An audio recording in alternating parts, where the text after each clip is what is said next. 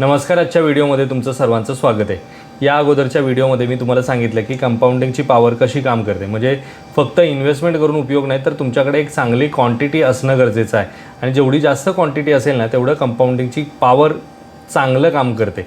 आणि त्याचा आहे ना, काही लोकांनी वेगळा अर्थ घेतला की सर आमच्याकडे जास्त क्वांटिटी म्हणजे आम्ही जे NFOs येतात, नवीन फंड मार्केटमध्ये येतात ना, त्यामध्ये जर इन्व्हेस्ट केले तर लाख रुपये जर इन्व्हेस्ट केले तर आमच्याकडे डायरेक्ट 10,000 क्वांटिटी 20,000 क्वांटिटी आम्ही जमा करू शकतो, कारण की त्यांचा NAV खूप कमी आहे. मग जास्त NAV असलेल्या फंड्समध्ये काय इन्व्हेस्टमेंट करायची? तर त्या लोकांसाठी आजचा हा व्हिडिओ असणार आहे की फक्त NAV बघूनच इन्व्हेस्टमेंट करणं चुकीचं आहे. त्याचबरोबर इतर खूप साऱ्या गोष्टी आहेत की ज्यांना कन्सिडर करणं खूप गरजेचं आहे जर तुम्ही लाँग टर्म इन्व्हेस्टमेंट करण्याचा विचार करत असाल तर त्या गोष्टी काय आहेत तेच आजच्या व्हिडिओमध्ये मी तुम्हाला सांगणार आहे. तर चला व्हिडिओला स्टार्ट करूयात. पण व्हिडिओला स्टार्ट करण्याअगोदर जर तुम्ही चॅनलवरती नवीन असाल आणि चॅनलला अजूनही माझ्या सबस्क्राईब केलं नसेल तर चॅनलला सबस्क्राईब करून ठेवा, म्हणजे असेच इन्फॉर्मेटिव्ह व्हिडिओज तुम्हाला या चॅनलवरती पाहता येतील. तर चला व्हिडिओला स्टार्ट करूयात. सर्वात अगोदर मी तुमचा हा भ्रम दूर करतो की जास्त NAV वाला फंड घ्यावा की कमी NAV वाला फंड घ्यावा, दोघांमध्ये काय फरक आहे तो मी तुम्हाला दाखवतो. तर आता इथे स्क्रीनवरती तुम्हाला दिसत असेल की ओल्ड फंड आणि न्यू फंड असं दिलेलं आहे आणि त्याच्यामध्ये 10,000ची SIP आहे. तर जो ओल्ड फंड आहे ना, त्याच्यामध्ये अमाऊंट जो NAV आहे ना तो आहे 1,800 रुपये. तर 1,800 रुपये जर NAV असेल तर किती मिळेल, क्वांटिटी किती मिळेल, युनिट्स किती मिळतील? तर 10,000 डिवायडेड बाय जर 1,800 केलं म्हणजे युनिट्स मिळतील. तर किती मिळणार? जर 10,000ची SIP केल्यानंतर सुद्धा फक्त 6 युनिट्स मिळणार. किती? फक्त 6. आणि तेच जर मी नवीन फंडमध्ये ज्याचा NAV फक्त 10 रुपये आहे आणि त्याच्यामध्ये जर इन्व्हेस्टमेंट केले तर 10,000 रुपये डिवायडेड बाय मी 10 रुपीज केले तर 1,000 युनिट्स मिळतील. म्हणजे जर 1,000 युनिट्स म्हणजे खूप जास्त आहे ना. आणि त्या व्हिडिओमध्ये मी असं सांगितलं होतं की जर 1 रुपया वाढला तुमचा NAVमध्ये, जर तुमचा 1 रुपया वाढला तर तुमच्याकडे 1,000 युनिट्स आहे, तर म्हणजे तुमचे एका दिवसाला 1,000 रुपये वाढतील. पण एका दिवसाला लगेच 1,000 रुपये वाढणार नाही. 10 रुपयाचे 11 रुपये होण्यासाठी आहे ना खूप मोठी जर्नी पार पाडावी लागते. आणि बऱ्याच वेळा आहे ना 10 रुपयाचा 11 रुपये NAV होण्यासाठी काही फंड्सला 1-2 वर्षसुद्धा जातात आणि काही फंड 2-3 महिन्यामध्ये सुद्धा पार करतात. हे डिपेंड करतं की तो फंड कशा प्रकारे परफॉर्म करतो आहे त्यावर. पण जर आता मी असं कन्सिडर केलं की एखादा फंड एका दिवसाला जर 0.5%ने वाढला, म्हणजे मार्केट जर वाढतं आहे आणि त्या दिवशी दोन्ही फंड जर 50%ने वाढले, 0.50%, 1,800 रुपये अमाऊंट घेतली, इंटू केलं 0.50%, जर कॅल्क्युलेट केलं तर किती येत आहेत? 9 रुपये. म्हणजे एका दिवसामध्ये किती रुपये वाढले? 9 रुपये वाढले. म्हणजे NAV किती झाला? 1,809. आणि सेम हा फंडसुद्धा काय केला? इज इक्वल टू केला 10 रुपये. हा सुद्धा 0.10%ने 5%ने वाढला. पर्सेंट कॅल्क्युलेट केलं तर 10 रुपयावरती 0.5% म्हणजे जी अमाऊंट येईल ना ती एकदम खूपच कमी अमाऊंट असेल. इथे तरी 9 रुपये दाखवतं आहे, तर इथे तुम्हाला ती टोटल व्हॅल्यू दिसेल. म्हणजे 5% 0.50% वाढून 1,809 रुपये झाला हा NAV. आणि हा NAV किती झाला बघा? 10 रुपये 0.05, म्हणजे 5 पैसे फक्त वाढले. जेव्हा इथे 9 रुपये वाढत आहेत तेव्हा दुसरा फंड फक्त 5 पैसे वाढतो आहे. हा फरक समजून घ्या. म्हणजे जास्त NAV असलेला फंड आणि कमी NAV असलेला फंड याच्यामध्ये काहीही डिफरन्स नाही. दोन्ही फंड सेमच वाढतात, सेमच प्रकारे कॅल्क्युलेशन होतं.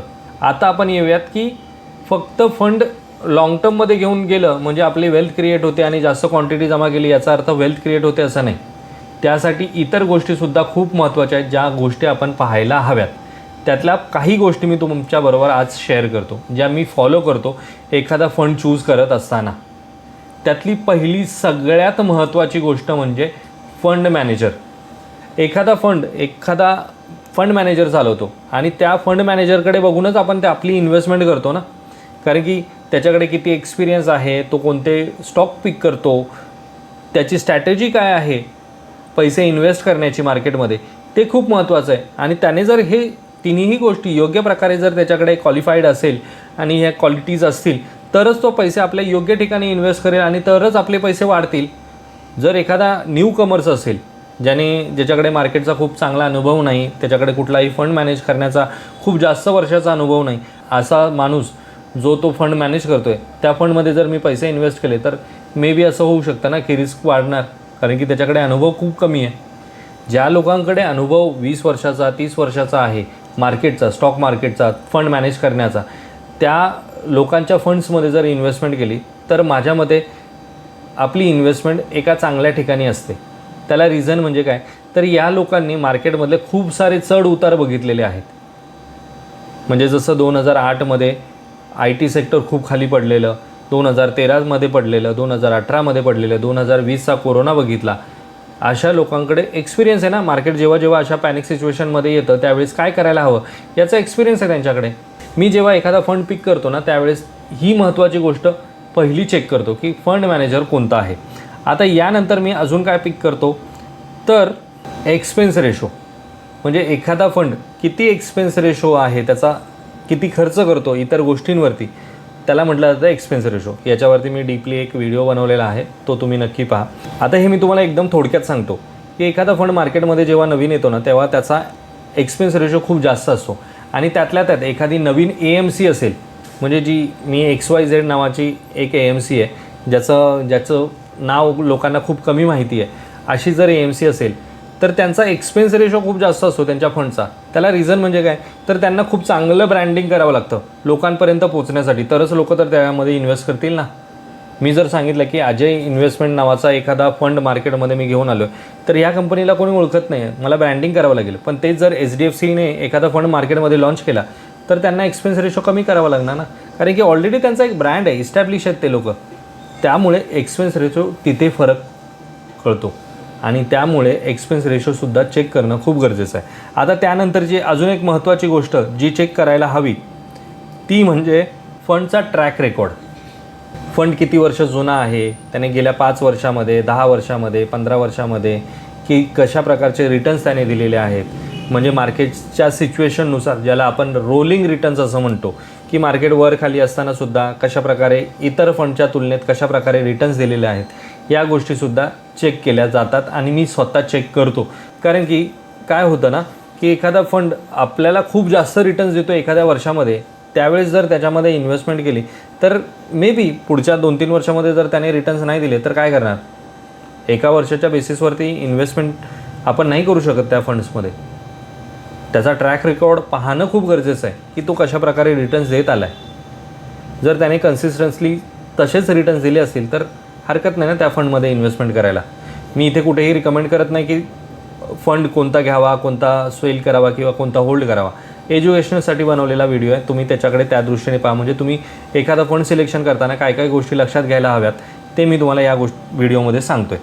आणि त्यानंतर आपण पाहूयात मी अजून काय गोष्टी चेक करतो. या सगळ्या गोष्टी मी तुम्हाला सांगतो आणि ह्या स्वतः मी फॉलो करतो, त्याच गोष्टी मी तुम्हाला सांगतो आहे. त्या फंडचा EUM किती आहे.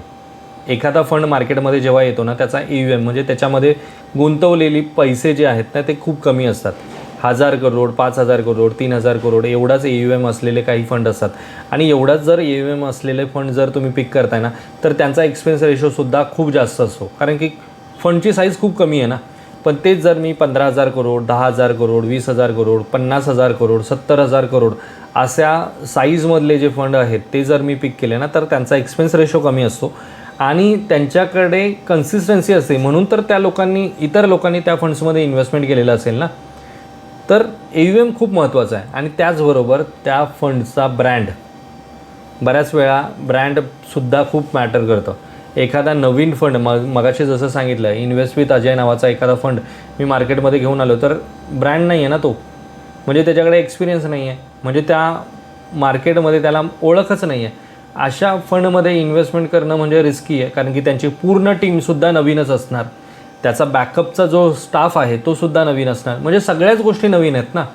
पण जर एखादा इस्टॅब्लिश ब्रँड आहे आणि त्याच्यामध्ये त्याचा जर फंड आहे तर याचा अर्थ त्यांची टीमसुद्धा जुनी आहे, त्यांच्याकडे एक्सपिरियन्स आहे, या सगळ्या गोष्टी आहेत. म्हणून तो फंड मार्केटमध्ये आला आहे आणि मग त्या फंडचा मी कन्सिडर करेल किंवा नाही करेन, बाकीच्या गोष्टीसुद्धा अजून आहेत की त्या चेक करेल आणि मगच तो फंड घ्यायचा की नाही हे ठरवेल. म्हणजे अगोदरच्या व्हिडिओमध्ये जसं मी सांगितलं की फक्त युनिट जमा करणं हा मोठो नाही आहे, तर त्याबरोबर एखाद्या फंडमध्ये आपण जेव्हा इन्व्हेस्टमेंट करतो ना त्यावेळेस बऱ्याच अशा गोष्टी असतात ज्या चेक करणं गरजेचं आहे आणि ज्या मी चेक करतो जेव्हा एखादा फंड मी माझ्या क्लायंट्ससोबत शेअर करतो त्यावेळेस. या व्हिडिओमध्ये सांगण्याचा उद्देश हाच आहे की फंड सिलेक्शनसुद्धा खूप महत्त्वाचं आहे आणि ते जर चुकीचं ठरलं ना तर बऱ्याच वेळा आहे ना 2-4 वर्ष असेच वाया जातात.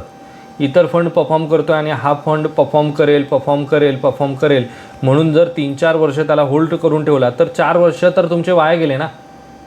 मी जर ₹1,00,000 त्याच्यामध्ये इन्व्हेस्टमेंट केली आहे आणि ₹1,00,000 फक्त त्याचे ₹2,000 किंवा ₹1,500 त्याच्यामध्ये वाढलेले आहेत गेल्या 2 वर्षामध्ये, तर काय उपयोग आहे अशा फंडचा ना. म्हणजे माझे 4 वर्ष तर वाया गेले, 3 वर्ष तर वाया गेले ना त्या फंडमध्ये. पण त्याच कंपेअर जर दुसरा फंड बघितला तर तो खूप चांगलं काम करतो आहे, तो खूप चांगले रिटर्न्स देतो आहे. तर मग अशा फंडमध्ये होल्ड करून ठेवणं किंवा अशा फंडमध्ये राहणं हे कितपत योग्य आहे. म्हणजे प्रत्येकाची इन्व्हेस्टमेंट स्ट्रॅटेजी वेगवेगळी असते, त्याचं डिसिजन तो घेतो आहे, ठीक आहे, मान्य. पण त्याबरोबर हा ड्रॉबॅकसुद्धा लक्षात घेणं गरजेचं आहे जेव्हा तुम्ही एखादा फंड सिलेक्शन करता किंवा एखादा फंड तुम्ही लाँग टर्ममध्ये होल्ड करता तेव्हा. माझ्यामध्ये मला ज्या गोष्टी तुमच्याबरोबर कन्वे करायच्या होत्या त्या तुम्हाला समजल्या असतील.